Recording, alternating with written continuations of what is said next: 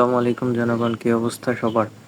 বাংলাদেশের অবস্থা এখন খুবই ভয়াবহ টাইপের হয়ে গেছে। একটু থেকে একটু এদিকে হলেই মানুষকে মেরে ফেলতেছে পিটিয়ে কোনো কারণ ছাড়াই। কিছুদিন আগে সুন্নিদের আহলে সুন্নাত ওয়াল জামাত থেকে একটা মহাসম্মেলন হয় 26 তারিখ। তার একদিন পরে একটা খতিবকে মেরে ফেলা হয়, যেটা আসলে ভিত্তিহীনভাবে মেরে ফেলা হয়। ওনার মেরে ফেলার কারণ দেখিয়েছে 2 মাস আগের একটা অপরাধ, যেটা আসলে উনি করেনই নাই। 2 মাস আগের অপরাধ, 2 মাস পর ওনাকে মেরে ফেলা হয়, যেটা ভিত্তিহীন। আর যেটা আসলে সবাই জানে কি জন্য মেরে ফেলা হয়েছে। উনি একে তো সুন্নি আলেম, দ্বিতীয়ত এই সেই সমাবেশে উনি উপস্থিত ছিলেন। তো সেই সমাবেশ নিয়ে অনেক কাহিনী হয়, অনেক কিছুই হয়। সেটা সুন্নি আলেমদের অনেকেই বিবৃতি দিয়েছে তাদের ফেসবুক লাইভে বলেন, ফেসবুক স্ট্যাটাসের মাধ্যমে অনেকে অনেক বিবৃতি দিয়েছেন সুন্নি আলেমরা।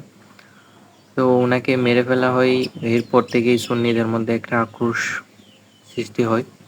তারপর এর এর কয়েকদিন আগে এর এর আগেই মেরে ফেলা হয় একটা পাগল ছেলেকে, যেটা ভাত খাওয়ার পর হত্যা করা হয় তাকে। এর কয়েকদিন আগেই আরেকটা মানুষকে মেরে ফেলা হয়, একটা স্টুডেন্টকে, যার অপরাধ ছিল মেয়ের দিকে তাকিয়ে হাসা। এটা কেন হাসছে সেটা সে ব্যাখ্যাই করতে পারেনি, সে শুধু বলছে সে হাসছে, এটাই তার অপরাধ। তাকে মেরে ফেলা হয়। বাংলাদেশের অবস্থা এখন খুবই আশঙ্কাজনক। একটু থেকে একটু এদিকে হলেই মানুষকে মেরে ফেলতেছে, হয় গণহত্যা, গণমার দিচ্ছে, এই টাইপের। তো এখন কোন আহাজারি বেড়ে গেছে। তো এটা আসলে থামবে কখন সেটা এখনো বলা যাচ্ছে না, কখন থামবে, কিভাবে কি করলে হবে। দেখতেছেন অবস্থা, সবাই যেহেতু সোশ্যাল মিডিয়ায় আছেন, সবার কাছে এই খবর টুকটাক আসতেছে। যেখানে এখন ফেসবুকে ঢুকলে একটা না একটা গণহত্যা থাকবেই। হয়তো আজকে এর দর্শন করছে, নাইলে কালকে এর অপরাধে মেরে ফেলছে বা মারছে লোক সমাগমে। তো বাংলাদেশের অবস্থা এখন কোন দিকে যাচ্ছে সেটা বলা যাচ্ছে না। তো দেখতেই পাচ্ছেন সবার অবস্থা। সবাই একটু সাবধানে থাকবেন।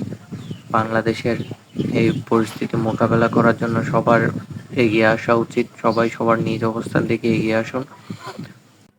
হয়তো আজকে ওদের সাথে ঘটছে, এর পরের দিন আপনার সাথেও ঘটতে পারে।